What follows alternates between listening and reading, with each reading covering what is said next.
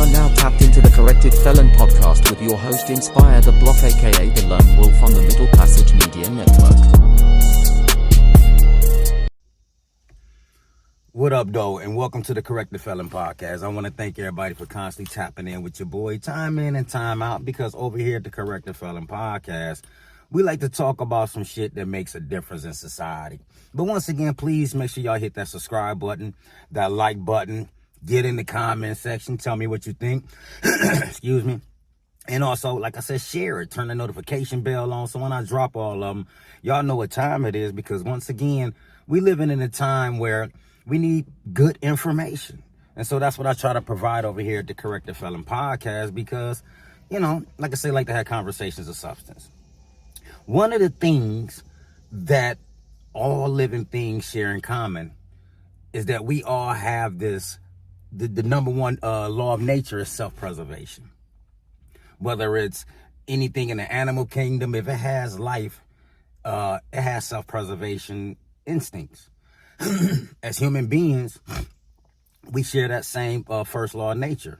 It's self-preservation. Everybody wants to preserve self. And self-preservation, in my opinion, can be broken down into three different principles.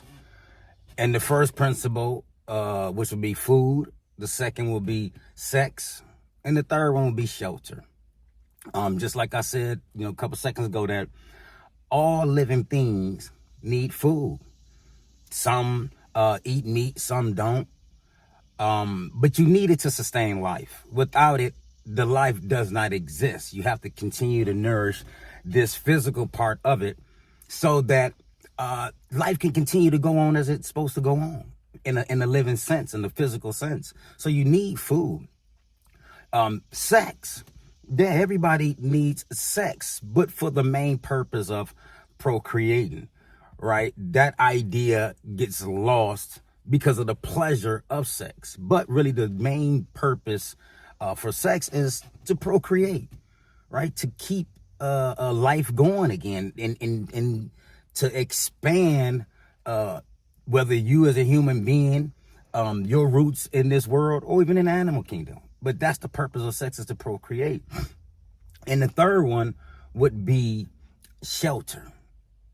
Even in the animal kingdom, if you slide in the wrong area, man, that animal definitely going to attack you because you're violating this space that it considers as shelter. It needs places to where it can feel safe from the dangers that will be considered the outside world. And for us as human beings, the same thing. This is what we have, what is called homes or houses. It's the shelter that we need to protect us from the outside world or the outside elements that may cause some hurt, harm, or danger. Now, what I want to talk about on this podcast, not the food part of the self-preservation or the sex part about the self-preservation, but I want to talk about the third principle, which is shelter, right? And in America, right, we have a problem not just with homelessness in itself, but homelessness amongst its formerly incarcerated individuals in America. Now, why am I talking about this particular subject on the Corrected Felon Podcast? Well, because recently I applied for an apartment where I've been living down here in Atlanta, Georgia, going on 10 years now. I've been down here a little minute. And it's time for us, we need more space, me, my wife, and my family. And so I applied for an apartment that I could afford. It was in a nice area of town out here in East Point that I wanted to live in again. And I put an application in, paid my application fee, did all the shit that it's supposed to do. And then I got an email saying that my application was denied because of my background, because I failed a background test. And I ain't gonna lie, that is discouraging. It fucks with you mentally and emotionally to an extent. But at the same time, I know that this has been my life since I've been out of prison. I've been out of prison since 2012, going on 13 years. Zero contact with police. have not gotten any trouble with the law, but my felony conviction stems when I was a juvenile, when I was 17 years old. I went to prison at 17. I didn't get out till I was 35. I'm married. I have a wife and family. I have a grandchild.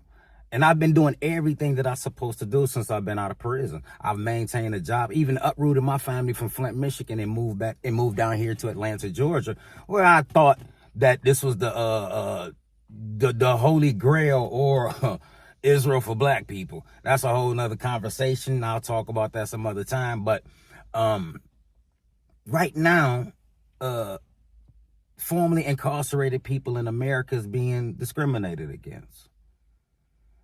And like I said, it fucked with me a little bit, but I've been denied jobs before because of my felony background.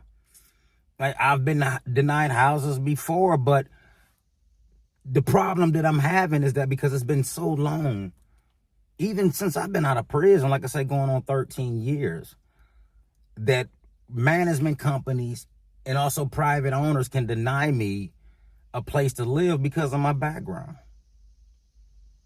Now, my question to America is this here. How do we expect formerly incarcerated people or people with felony convictions, which is about 1/3 of the American population in here in America, how do we expect people to live and make it in this world when one of the basic necessities is easily denied because of your background? Like, how does that make any sense? And why does that make any sense? If we really care about the fucking recidivism rates in America. And I talked about this in my TEDx talk that I did a couple years ago in Florence, Alabama, where I talked about how formerly incarcerated individuals, we live as second-class citizens in the very country in which we come from. Like, so many of us get out of prison and do not reoffend. A lot of us do. But the idea that society is going to continue to punish you until you're no more, is that fair? Even though a parole board or whatever department of corrections in which you come from felt like you were no longer a danger to society and that you can be put back into society, why is this basic necessity denied to people who have been to prison or have a felony conviction? And why do we as a society feel like this is fair? Like, these are the conversations that we need to be having. Because what we're doing is we have a system in place that's guaranteed to fail. Unless you try to find some way to slip through the cracks of America. Right? Most of us that come home from prison, we don't have people that can give us plugs to put in these places. To where, okay, boom, my cousin, he a property manager at this one, he can get me in that place. Or my one people that stay on this side of town over here, they own a house, they say I can get one of them. Like, most of us don't have that. Especially black people. When you go to prison and come back out and you desperately want to do right in this world, you don't want to go back there. I don't. Trust and believe me, I hated prison. I'm talking about, man, I hate it with a passion. I still hate it with a passion. It wasn't something natural. It's something that I never got comfortable in prison while I was there. I never got caught up in the prison politics. I never went in there with the idea that this was fun or that I liked it. No, I hated it the whole time I was in there. So, just like me, I share that same experience with a lot of other people. Nothing physically had to happen to us or nothing like that. This grand picture that, prison, it is very violent. It is fucked up, right? But if you can navigate it like you would in society, mind your own business, fuck with who fuck with you and be on that level, you can easily maneuver through prison without having no physical problems. Right? But emotionally, it takes a toll. Emotionally and mentally, that's where it gets, and I'm going to say, in my opinion, 90% of the people that's in prison. Just how they start folding and start getting caught up in that other shit. That to where prison becomes physically hard. So my thing is this here. A lot of us get out and we desperately want to do right. And don't get it twisted. A lot of us get in positions and to where, they get in situations to where, hey, everything is going great. They can easily find housing. They can easily find jobs. In certain cities and states, there are reentry programs that help you with that. But what I'm talking about is the long-term people that's been out already. The discrimination continues. Even though you have these agencies in the beginning that will help you move to another state like I did, to where I didn't come to Georgia through a reentry program. No, I uprooted me and my family from Flint, Michigan after I got off parole and moved down here. So it isn't like I've never been incarcerated nowhere down here in Georgia, not even no jail. So, I don't have those or access to those kind of programs when you need assistance on that level. So, boom, that don't apply to me. There is no programs for me. I'm here as a tax-paying citizen who's trying to raise a family and give them something totally different than what I had in Michigan. So this is how, and the reason why I'm here in Atlanta, Georgia. Oh, Atlanta, excuse me. That's how you're supposed to say it. Not Atlanta, but Atlanta. You get in trouble for saying it not the right way down here. But the point that I'm making is that there's no programs for me. I have to get in here, scratch and fight, which I'm willing to do. I've never had a problem with doing the best that I can since I've been out of prison.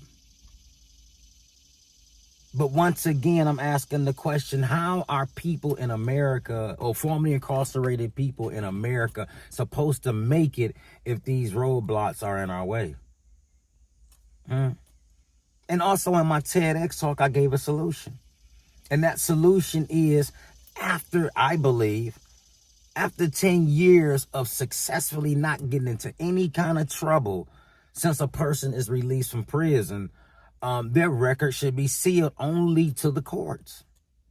Or I would say police officers, because if you have any contact, they could be able to pull that up. But nobody else should be able to pull that up and use that against you solely for the ideal of denying you. Like, the property management company denied me without even knowing me. Even though I provided my work history and everything, I could afford the place. That was not a problem. I even had the move-in money to do it. But the idea that I was denied solely because of my background, yeah, that's a gut-wrenching feeling. It's fucked up. It's real fucked up. And so, like I said, at what point in America are we given a real second chance to make it? This is why I really believe that in America, there is a potential voting block, a large voting block in America which since they like to call us, felons or the felony class, we can become powerful enough and strong enough to be a voting block in America. I believe this is the real way that we're going to actually get shit done in America, because just left to the politicians, that ain't even going to happen. It's not even going to happen. We can sit here and get on these podcasts and get on LinkedIn and Instagram and Twitter and complain and bitch and moan about the conditions of society. But until the majority of us come together and man, be heard, like everybody else, every other group in America that demands that demands justice for their community, yeah, we need to do the same thing. And it's enough of us to do it. It don't make a difference if you black, white, yellow, or brown. If you're a former incarcerated individual or somebody that's been convicted of a felony, yeah, we really got enough power in our numbers to demand easier access to life than what we allow to go on. For real. Because if I'm not mistaken, my research showed me that it's about 80 million Americans, or 1/3 of the population, has a felony conviction. Just imagine what we can do if we come together as a voting block here in America. I mean, for one, we start off big as a motherfucker now, because the president of the United States, Donald J. Trump, whom I voted for, is a convicted felon. Boom. Why wouldn't he support it as a political group? Only thing is, we're demanding certain shit like housing in America, fair housing, jobs, the opportunity to survive and make it, our Second Amendment. For those that should have it, especially if you've been out of prison for a very long time and has gotten in no trouble. I don't care if you went to prison for a violent crime. If you got out of prison, done your time, and once again, depending on what state you come from, that Department of Corrections Pro Board saw fit that you can be in society after you complete a couple years of supervision, you should be able to have all your rights restored after a certain amount of time. I ain't gonna just say immediately, but I did say in my TEDx talk, 10 years. If you've gotten in zero trouble in 10 years, you should not, as a formerly convicted or formerly convicted individual, formerly incarcerated individual, or somebody with a felony conviction, you should be able to have your gun rights restored and never be a felon in possession of a firearm. My belief. Because you've already shown that you can manage in this world without having a problem or being a problem to society. So therefore, once again, I throw it out there in the universe, man. Like, we need to be a voting bloc. That is the only way we gonna get shit done.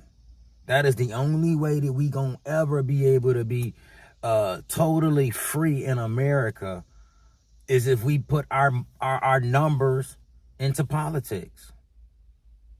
Maybe something I think about to do in the very, very near future. I'll lead the cause be needed.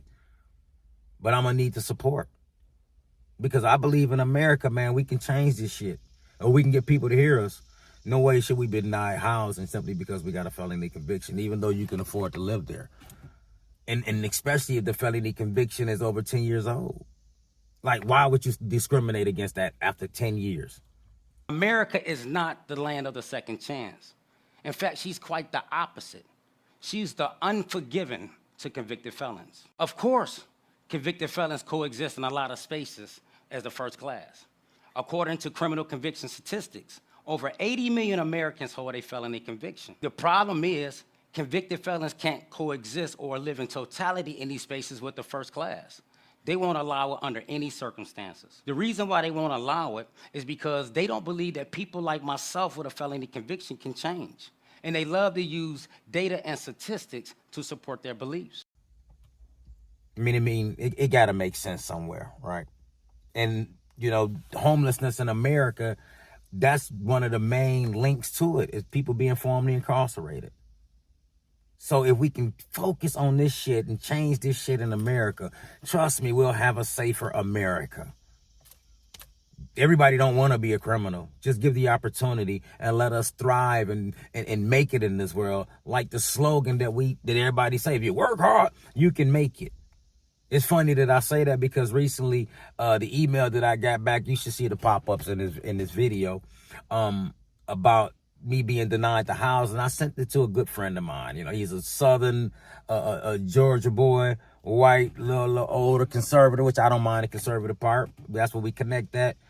But he has this idea that if you just make it and work hard in America, if you work hard in America and do the right thing, you can make it. And when I sent him the screenshots of those emails of me being denied housing because of my background, he was at a disbelief.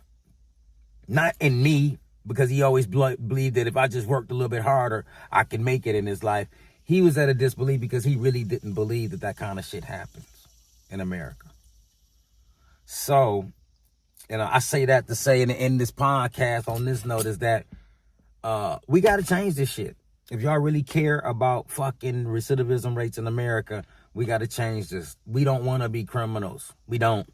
But America continues to force us to be criminals based on the fact that they treat us like second-class citizens. So that's my argument in this podcast. And listen, we got to change it. We got to.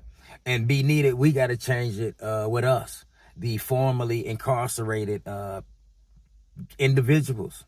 We got to come together, demand some shit like everybody else do. And I guarantee you we can change it then, especially since these political parties like to talk about criminal justice reform, but really don't do shit about criminal justice reform. So, once again, I want to thank everybody. But let's do this shit, y'all. We got to change the way that we being treated in America as second-class citizens. Don't forget, man, please subscribe, like, comment, and share my podcast. Also, go check out my TEDx talk. Corey Frazier TEDx talk. It was a couple years ago. That's all you got to put in the description in YouTube, and you'll find it. Support that and share that, because I'm in my TEDx talk. I was giving out a message also tailored with a solution to the recidivism rates in America, and how we need to stop treating formerly incarcerated people as second-class citizens in America. Listen, once again, man, appreciate y'all, and I pray that everybody have a blessed day on purpose.